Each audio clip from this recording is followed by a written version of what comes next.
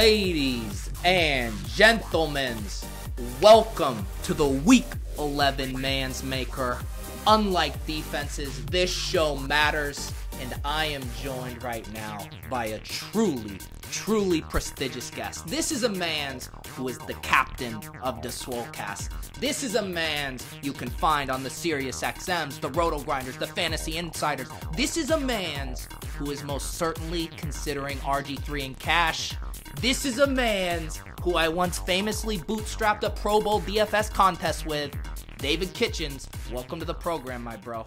Oh, thank you. It's finally nice, after doing the Swolecast, it's nice to finally be doing a show with a true professional. That's right, dude. You are, a few housekeeping things. Normally we do this show live. We had a little technical difficulty, so we're doing it in a black box. So if you see any hard, smash cut edits, it means the show really went out off the rails, and I used this as an opportunity to actually edit the show. See, you guys will never know what just happened there, but let's just say I saw a little skin. But yeah, you are coming off of the Swolecast, which you guys also, I feel like that's an underreported thing. You guys don't have the live chat going for the Swolecast anymore. What's the deal? The deal is, to be honest, that Silva has a precious little girl who has made a few cameo appearances on the Swolecast unintentionally, and he wanted to get her dance lessons, and that interfered with the normal time slot. And being a dad myself, Tuttle being a dad, and Davis being a kid, we understood the importance of that. I think it's just further proof. We did the Fantasy Insiders season-long draft the other night. I'm pretty sure we held it up 20 minutes for Silvas. Does the fantasy world revolve around Silvas? I think that's a rhetorical question, but I'll let you answer. Yeah, he's a pretty important part. People say that I'm the most important part of this whole cast, but I think Silva's probably the most important part of this whole cast. Maybe it's equal. Maybe he and I are both 50-50, but definitely co-anchors of that show. Yeah, dude. So you have been out. What has it been? 2 of the past 3 weeks? This your first show back? Yeah. First show back. Back in the saddle. The first time people were like, "Whoa, Sammy Reed really has it together." Second time is the show went off the rails. Someone has to in this past show, there was a 5-minute talk about linebackers, and they would have continued to talk about linebackers had I not have intervened and be listen, this is a DFS show. Linebackers, take a hike. So what you're saying is Sammy Reed is kind of like that dual threat quarterback that gets a spot start and puts up a big number because the defense isn't prepared, and then next week when the defense has some tape, they just completely shut him down. Right. It's Sammy Reed in cash. There it is. All right, you heard that. I think it is good because I could see it in his eyes. He was getting a little cocky. He was getting a little comfortable. He had those fire introductions, and he was just a little too self-satisfied and smug that second show, I'd say. Yeah. It's kind of what happened is that, the first – it's like the guy that you play pickup ball with that hits his first 3. It's the worst thing that could happen for your team because he's going to be taking the next 5 or 6 threes, and they're not very good. That's kind of what happened with Sammy. He's not a 3-point shooter, and he hit his first 3. That's right. He got heat checked. Stay in the paint. All right, but now we got the veteran back on there, our floor leader, our general, and I gotta ask because I know you're a DFS guy, but I see you on Twitter, dude, and you still bleed whatever the Titans colors are. How big of a Titans fan are you? Do you live and die with this team? No, I don't. It all boils down to expectations. If the team's not good, I'm fine with it. During the post Jeff Fisher years, even the end of the Jeff Fisher era, if a team poses no threat to the playoffs, I'm not going to invest myself, and instead I'll invest myself in fantasy, and I'll say, listen, I would rather just lose. I'd rather just lose and get some draft picks, which they did, which is fine with me because now it'd be different if fantasy wasn't a thing or if daily fantasy wasn't a thing. But now I can easily transfer that. Now it's I need both to happen. I believe in the Titans. I believe in the playmakers. I believe in Matt LaFleur, the offensive coordinator for the Titans. So I heavily invested in best ball season in the Titans. I also have plenty of Titans on my seasonal teams because of that. Therefore, my homerism and my fantasy interests kind of align together. Last week, on both DraftKings and FanDuel, I had Corey Davis and Dion Lewis. Added to that, I get tired of people that do not have common sense, that think that the first 6 or 7 weeks of the Titans season was just normal games, and that feeling the football doesn't matter. Feeling the ball or balls matter. Can I have my producer clip up that feeling the balls matters? Yeah, thank you. Yes. Thank you. Yes, it matters. Well, let's steer this back to DFS, because 2 weeks ago they played on Monday night, right, against the Cowboys, and that led to them being mispriced. Both Dion Lewis and Corey Davis were severely underpriced. Now they have great games. I guess Dion didn't blow up, but Corey Davis did. Right. These guys still seem mispriced to me on the slate. Dion Lewis at 4,800. Corey Davis, even though he jumped almost 1,000, he's still only 5,600. Why do you think DraftKings, the little guy in their algorithm behind the curtain, didn't properly price these guys again? Yeah, pricing is interesting. There is a case for what you're going to do at running back this week. Dion Lewis did not have a good week last week, so is recency bias going to affect anything? Are people going to want to play Mark Ingram for $100 less than Dion Lewis? You also have Theo Riddick, who's going to be just basically a wide receiver that you can play as a cheap running back. But I love Dion Lewis this week. Corey Davis is a little more interesting, because if you do go 2.5 running backs as far as price, let's say that you go 2 stud running backs in Dion Lewis and you go Michael Thomas, it's tough. It's really tough to squeeze in Corey Davis, and if you do that, then you're leaving out another decent wide receiver, and you're going to have to go like really, really gross at the third wide receiver. We're talking about like Raiders wide receiver gross. Yeah, there are some interesting paths that we can take to construction this week. One other topical question before we get into more bird's eye strategy talk. I know I put words in your mouth. I really want you to want to play RG3 in cash, maybe a little Lamar Jackson in cash. What is your assessment of that situation? Because it's one of the more black boxed situations we've seen all season. Yeah, when the news that Joe Flacco was going to miss last week, I, in the Rotogrinders office, took off my pants and just stood on a table and said, finally.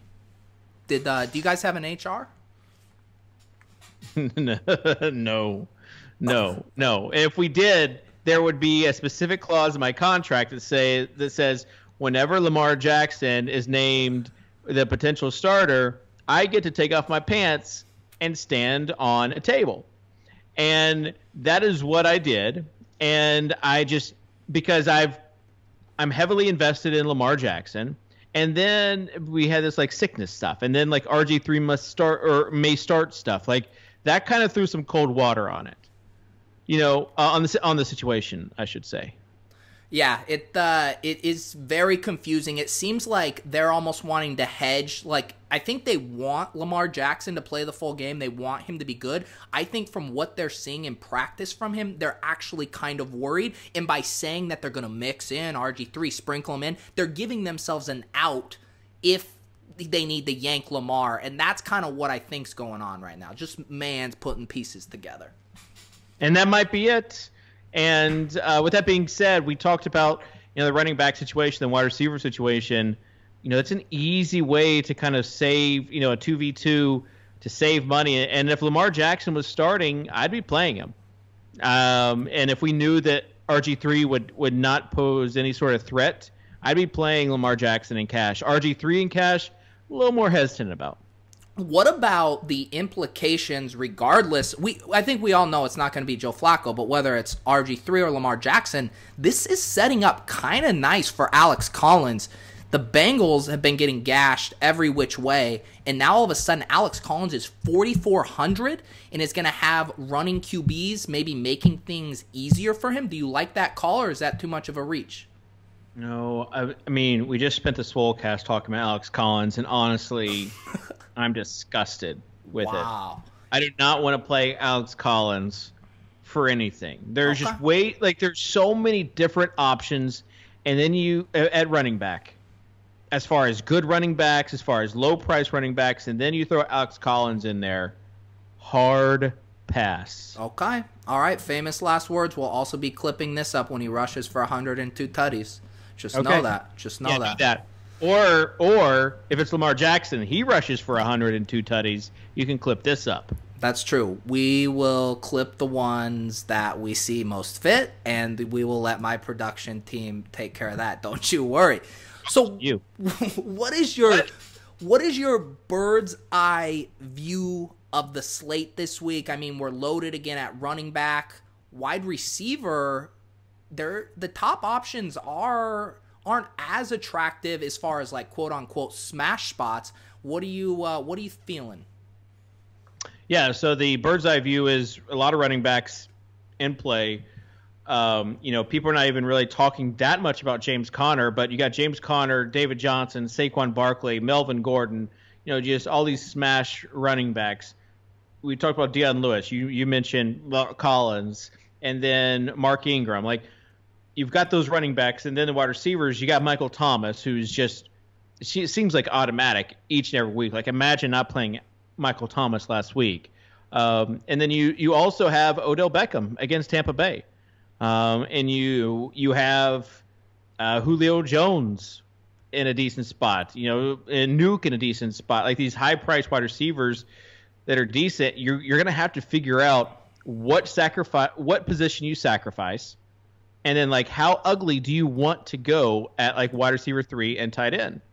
Do you want to play Ricky Seals-Jones instead of Zach Ertz? Those are some of the things you have to kind of figure out for yourself. And no matter what, you're not going to feel like great about fading someone, because there are lots of players that are in similar spots. And, like, people are getting all hyped up about David Johnson right now, I'm one of them, but let's kind of rewind and just remember that he plays in the Cardinals with this rookie quarterback. Stranger things have happened than David Johnson getting shut down. And then if you play David Johnson and you fade someone like James Conner and he goes off, or Saquon Barkley, it's not going to be a pleasant Sunday for you. Yeah, no, especially with those running backs, I think for me at this point, it's just going to be an ownership play. I'm going to want to check those ownerships and literally just take, if you have those guys in chunks, say Melvin, Barkley, and Elliott, just give me the one who's going to be the lowest owned. Or if I'm looking at David Johnson, Connor, and even Fournette, give me the one of those that's going to be lowest owned, because I think you're still getting a similar amount of touches at each of those tiers. Who do you think is going to be the most chalky running backs and wide receivers at the top?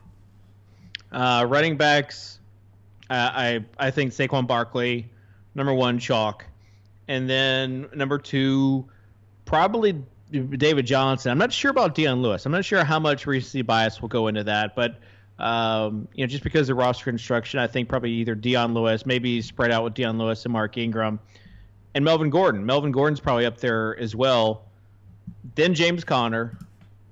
Then Zeke somewhere also in there. Like, it might be spread out. Like, I like Zeke more than Melvin Gordon, and it seems like that's a based on the Swolecast, that was an unpopular take. So I think those are going to be the top running backs. And then on for wide receiver, it's going to be Michael Thomas, obvious chalk.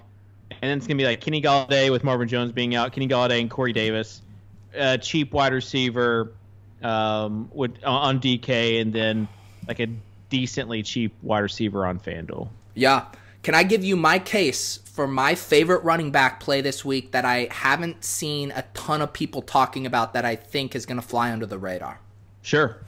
His name is Kerryon Johnson's. Over the last 3 weeks, he's top 10 in the NFL in touches.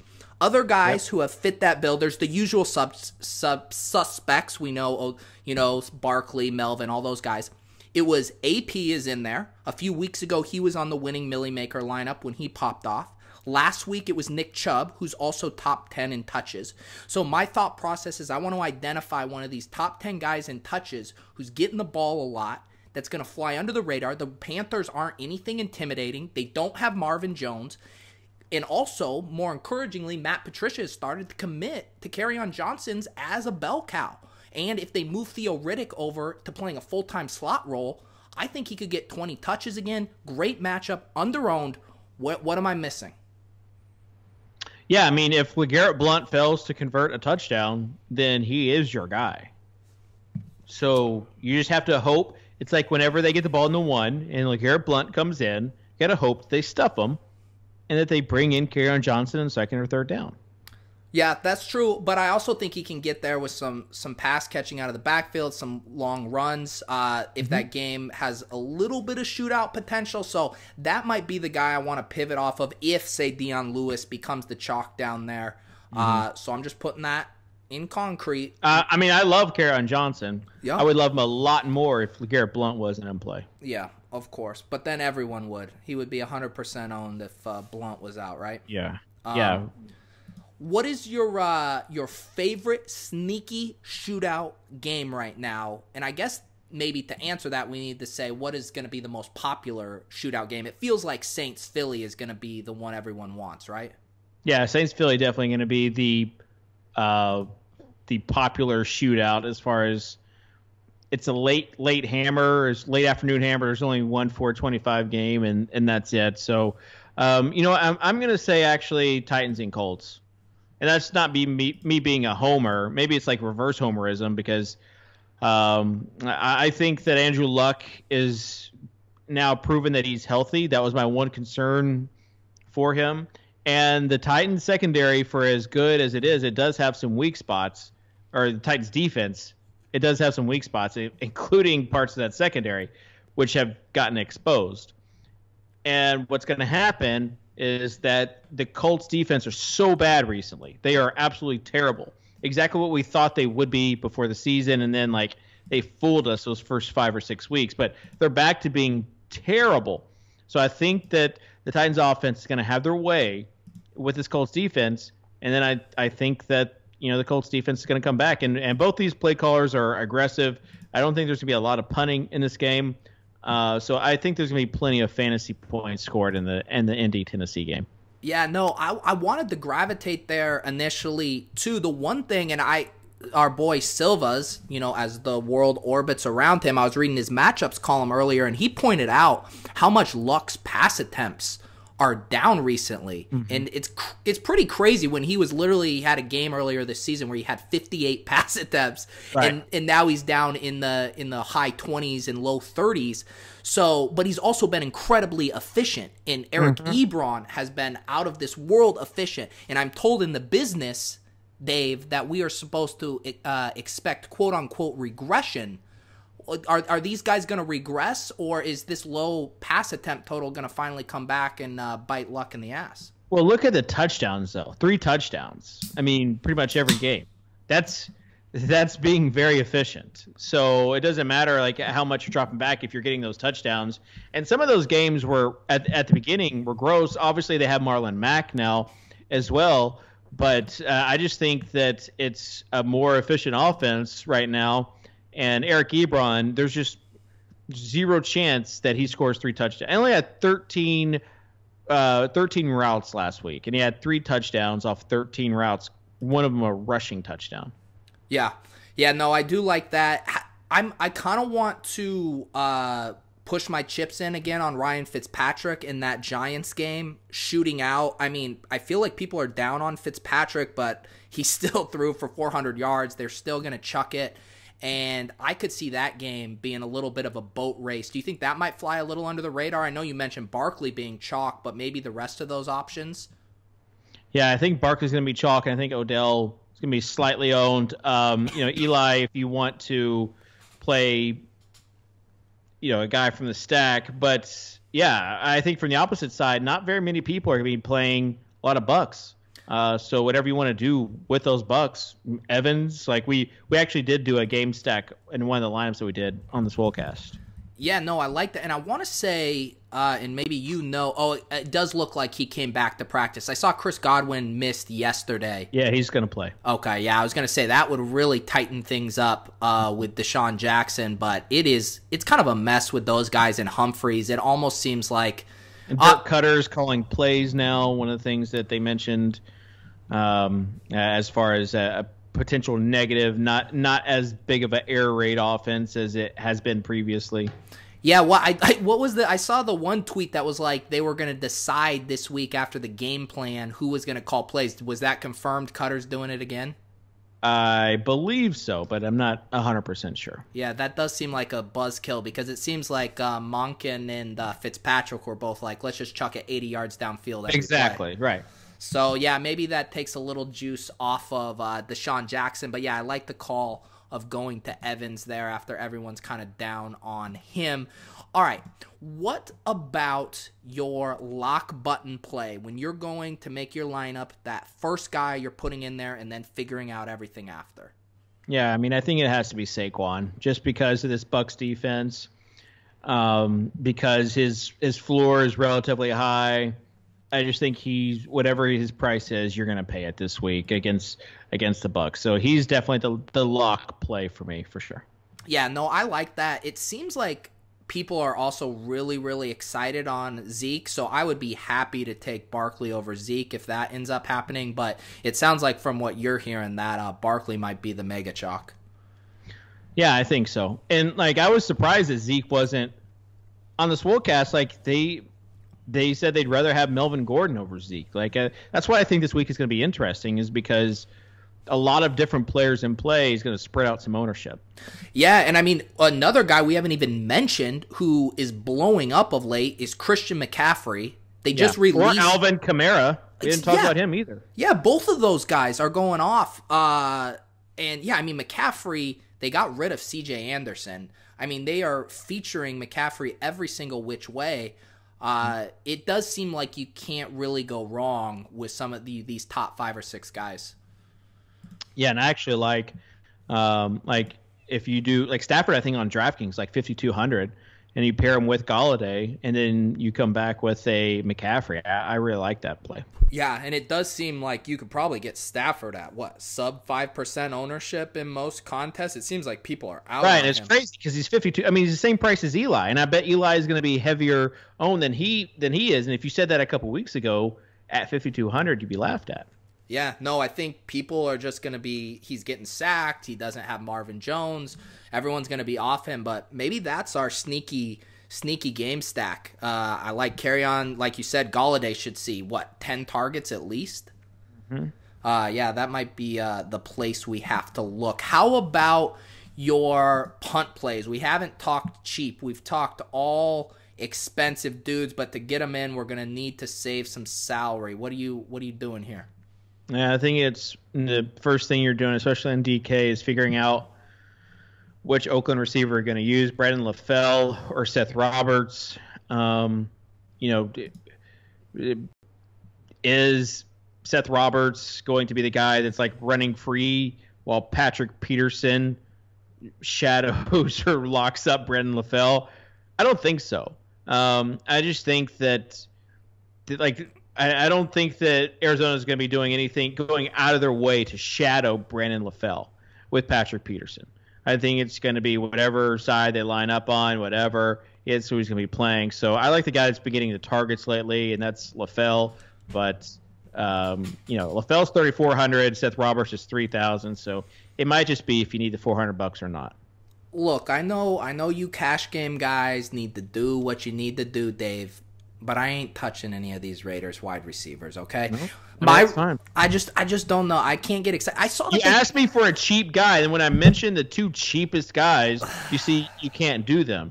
So give me a $3,000 wide receiver that you like. Okay, 3,000. I mean, that might be pushing it. Really? But look, I don't need to go that far, okay? You know where I'm gonna go? I'm gonna go to Traquan Smith, okay? Yeah, he's 4K. He's a good option. I agree. Yeah, it does get gross. The thing I like to do when I'm really trying to save money, and I talked about this last week, is I like going double tight end because I think the target projection you're getting for those 3K tight ends is so much more than the 3K wide receivers. Like, I'd rather go with a Jonnu Smith, a Ricky Seals-Jones, Uzomah. Like, I think I know I'm going to get 4 to 5 targets for those guys, where I don't know if I'm going to get that from the punt wide receivers. I mean, you've been getting that from Brandon LaFell the past couple of weeks. I know. He's 3,400. I just can't. Dave. Like, Ricky Seals-Jones is a good play. I like him. So if you're gonna like pair him with Zach Ertz, I guess. But a double punt for tight end means that you're not playing 3 running backs, and running backs this week are just studly. It just seems like you're about to run a sprint, but right before you take a hammer and you just like crush all of your toes with that hammer and be like, now I'm ready to start this race. It doesn't make sense to hammer your toes before you run the race. It doesn't make sense to play 2 tight ends when there are a billion running backs available to play. No, I'm not actually going to play that many double tight end lineups. But what I think the reason I don't, you're giving advice that's not actionable. I actually like this. I'm a big proponent of this. Of what? Giving advice that's not actionable? Right. Like let's just throw out hypotheticals that no one's going to do at all, because that's really how we win in this game. No, dude, I'm telling you, my best lineup this year was a double tight end. It can work. It is very actionable. But here's the reason why I'm not going to put myself in that spot, because I think I'm going to pay down for 2 running backs this week. I'm going to play like Kerryon and Dion combos. Mix in your boy Alex Collins, and that's going to allow me to not have to go super punt at wide receiver. Yeah, well, who cares about the stud running backs when you have Alex Collins as a play? What are you drinking right now? Tecatis. All right, just make sure you have a lot of those on Sunday afternoon. Do you wanna do a little prop, Alex Collins versus Brandon LaFell? No, I'm not gonna do that. I'm gonna be playing 3 running backs. I'll give you a points per dollar prop if that's what you're worried about. No, because I'm not going to do that. But why you would want to do that? I don't know. Like, Davis one time infamously said, if you're playing Melvin Gordon in cash, take my games. Mm-hmm. That's when Melvin Gordon was at Wisconsin, and Melvin Gordon set the NCAA record that week. Yeah. That's kind of how I feel right now. Like, if you're going to play Alex Collins, take my games. Okay, you know what? You're very familiar with the 69 challenge, and I wanted to hit a couple other topics, but we might as well just propose it. Are you going to accept the 69 challenge, and you just all but ensured that I'm going to smash in Alex Collins there? Oh, I would love it. I would freaking love it, because I'm so anti Alex Collins this week with if I could have a Collins fade for the win for the Swolecast and the Manz 69 challenge. Is probably like the easiest thing I could do. But you do realize if you lose to me and Alex Collins smashes, you're going to have to go on the Swolecast and you're going to be eating shit in every which direction. No, it's fine. Okay. It's fine. It's like saying, you realize if you win this race with the broken toes, you're going to have to It's not happening. You're really doubling down on this broken toe race analogy, aren't you? Yeah, it's like this actionable advice. Like, tell me so help me if you play Alex Collins and 2 tight ends and beat me, I'll just retire from the game. I will retire from the game. It's already done. It's already done. Alex Collins, 2 double punt tight ends, jamming in the studs. You're boned. What are you drinking over there? Propel. Had a pretty intense ping pong match earlier. I thought based on your Twitter, it seems like you're only drinking these weird sour coconut drinks these days. Yeah. Well, I mean, that is true. What's worse is that I drank this sour coconut drink that had just gone bad. I don't know why. And then I set it aside yesterday just in case I got really sick, that I would have the evidence right here and I could make my millions off this evidence. Because one time I ate a McChicken when I was 18 or 19, gave bad food poisoning, but they said I had to have the actual wrapper or something to test if I wanted to have any sort of lawsuit. So I kept this coconut drink there. And then today I'm like doing work, and just out of habit, I reach over and then just take a big swig, and I like just doubling down on a non-refrigerated sour coconut drink. Even worse. And didn't you say you were upsetting your coworkers by making them smell this rancid beverage? No, I wasn't upsetting them. All I know is that you should be incredibly thankful there isn't any HR at Rotogrinders. You're standing up without your pants on, making people sniff weird substances. I mean, you were... I'm not making them sniff weird substance, and I'm pretty sure that taking off your pants for Lamar Jackson is encouraged. Let's just hope Jim Harbaugh or whoever Harbaugh coaches the Ravens feels the same. All right, David Kitchens, it has come to the defensive portion. I feel like defenses, no one ever wants to talk about them. So it don't matter. Except in DFS, they do, because you need one of them to get a pick six to win in the Millie Maker. Who's your defense special this week? I mean, you could always just like pick on bad teams if you want to. So if you wanted to pair David Johnson with the Cardinals, I think you definitely could do that. This might be a hot take. Uh-oh. But on DK, you got the Jags that are 2,200, and I get it. Look, I get it. They've been bad. They let Dak put 40 on them. They've been not very good. But at 2,200, you're telling me that they can't have a pick six on Big Ben, who's just like YOLOs or something? I think they definitely could. So I'll go Jags at 2,200 as a team that I think could get a pick six. I love it. I feel like I've been going in that 2,300 range every week. Last week it was the Saints. You've been able to muster 8 to 10 points from that range all season. And as our friend Levitans would say, it seems like a bad spot for Big Ben. 1 p.m. Road game. Jacksonville defense, maybe they find some of their old school form. They're coming off the bye too here, right? Yes. So, who knows? Maybe they get a... No, they're not coming off a bye. They lost to the Colts last week. You're right. Yeah, that was Fournette's return to the league. I like that. I feel like you could pair him with Fournette, too. Nice little correlation plays there.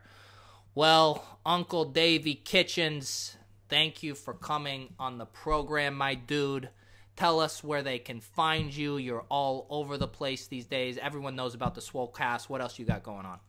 Yeah, you can find me pantless on Twitter at Socrdave, Socrdave. You can check out our website, fantasyinsiders.com, for your seasonal needs. We have a midnight XM show, 12 to 2 a.m. Eastern, Monday through Friday. They only give that to the premier shows on the station, so we got that coveted midnight spot.